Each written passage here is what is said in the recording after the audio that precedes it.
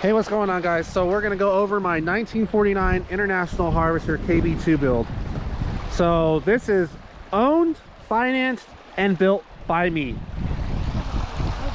And then I have a camera girl. Her name is Natalia. She's my niece. She's gonna be holding the camera for us. All right, so a common question I get asked is, what chassis is this on? This is sitting on a 2014 Jeep Wrangler chassis.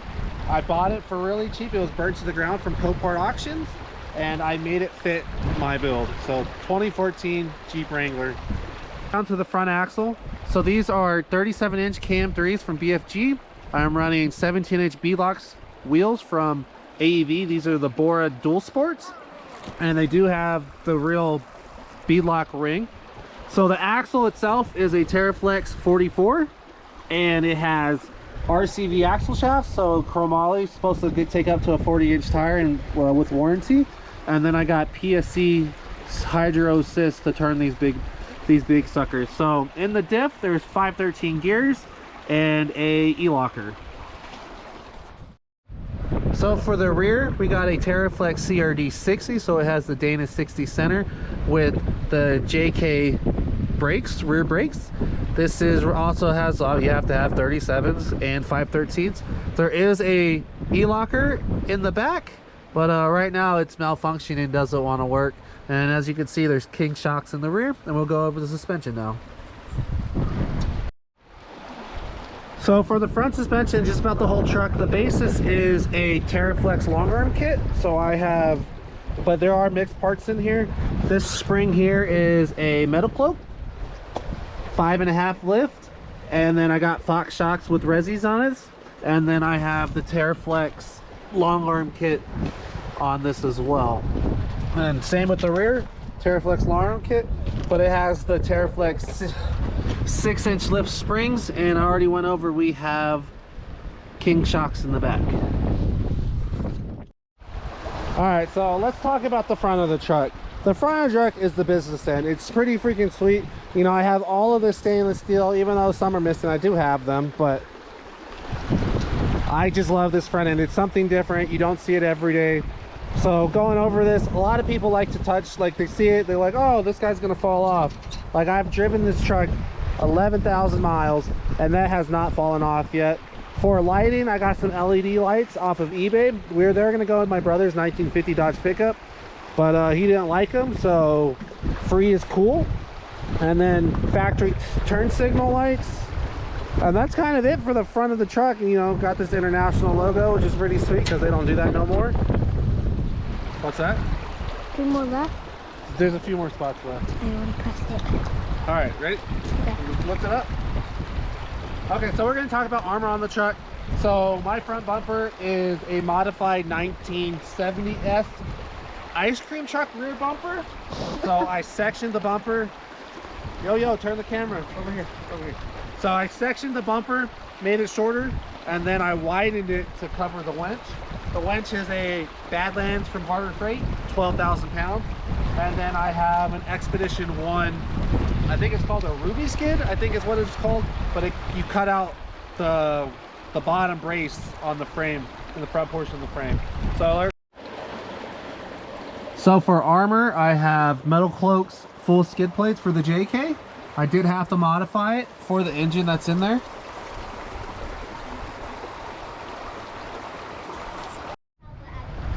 So in the rear, I don't have any bumpers yet. I do plan on building some, but I did have to extend the frame here to catch these bed mounts.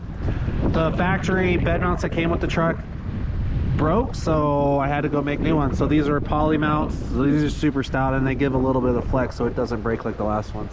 Also in the rear, we got a 3-inch class 5 receiver. I can tow 21,000 pounds if the truck would let me, but I'm not going to. And I kind of put this in there so stuff would stop dragging, and then the rear tire won't drag as much. All right, so another question that I get asked is, what engine is in here? So let's go over it.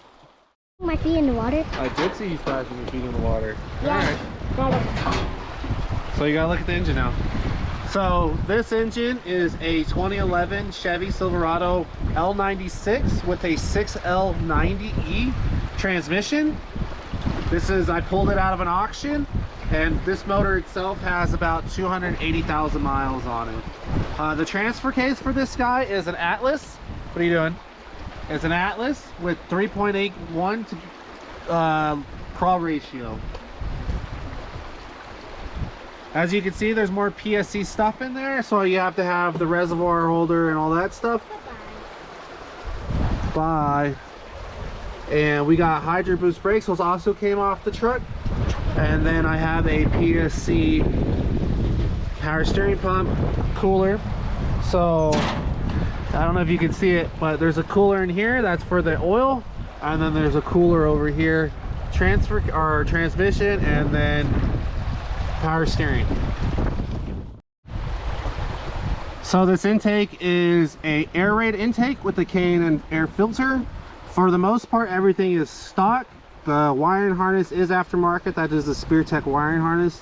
And then the ECU I am running for this engine is an E38. All right, guys, so let's talk about the exhaust on the truck.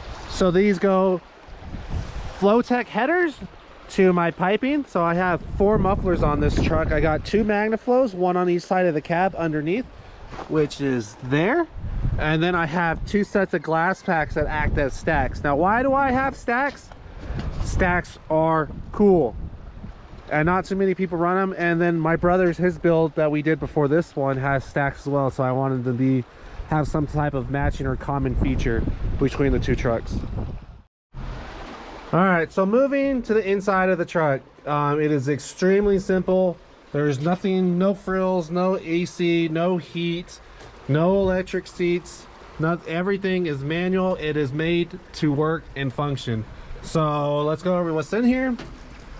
These are autometer gauges. So this is a GPS speedometer, so no matter where I'm at, I should be able to have GPS speed readings, because if I wanted to change gears or anything like that, you'd have to do some recalculating on your manual gears inside your transfer case, and I didn't feel like doing that. So whatever I change, tires, whatever, I don't have to change. My speedometer will always be correct.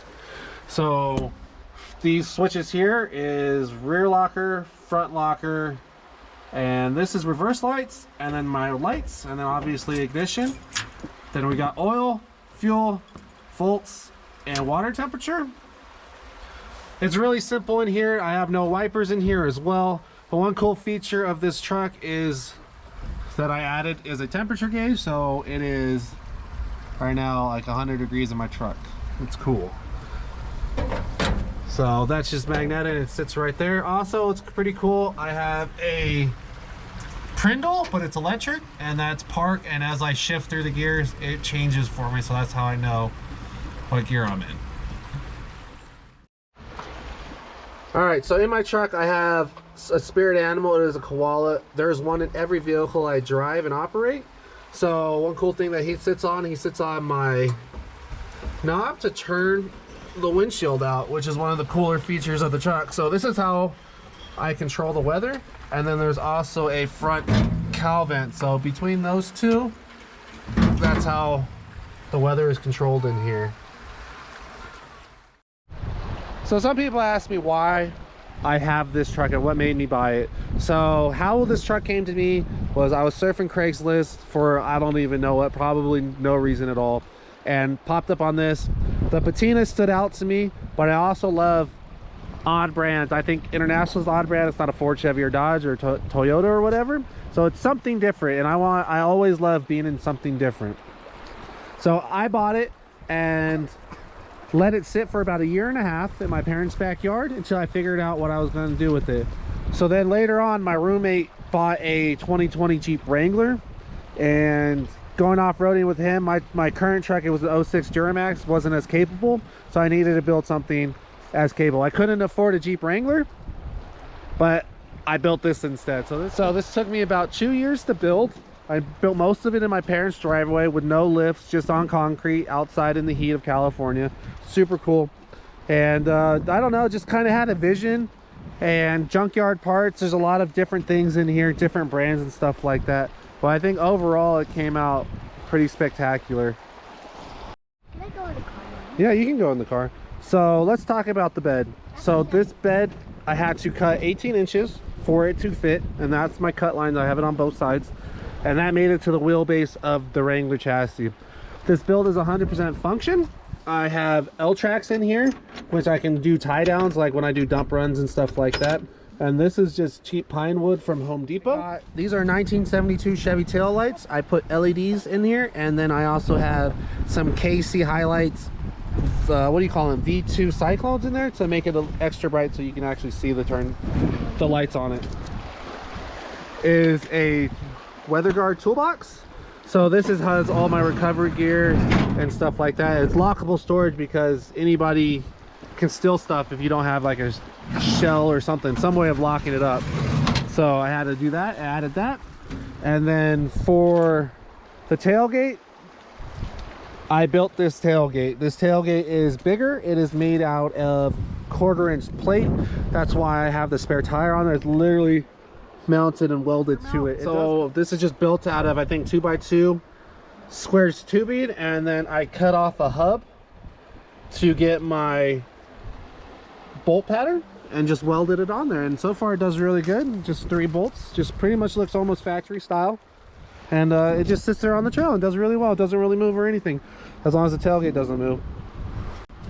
But that is, I had to lengthen the tailgate because it has a special feature which we're about to go over right now. All right, so one of the cool features is that the floor of the bed pops out 70%. Whoa. So it is all function here. So this is for, eventually I wanted to put a camp setup in here, kitchen, and have it all pop out and stuff like that. But it can take 1,000 pounds. So it's pretty stout. You want to come up here? Here, come on. Give me your other hand. Ready? Ready? Let's go. And so now you can see the back portion of the truck. Got my battery. Oh, I never talked about air compressors. So right here is my onboard air. I got 2 Viair 285C compressors on there, and then to access it I have my switch right there. Now this is running the factory JK tank, fuel pump, factory rear sway bar, front sway bar. Engine? No, it's not a factory engine. And then factory disc brakes, and that's all that's left in the JK. Alright, so that's pretty much the full walk around of my vehicle. Thanks for watching. Stay tuned to Goldie's Garage because we have other vehicles planned. We got a Continental working a 4-wheel drive. We got a 1960 Edsel we're going to do. And then we got other vehicles like an M715 we're going to crew cab. So, are you ready to go hiking? Yeah. Alright, so say thanks for watching. Thanks for watching. Bye. Bye. Later, guys.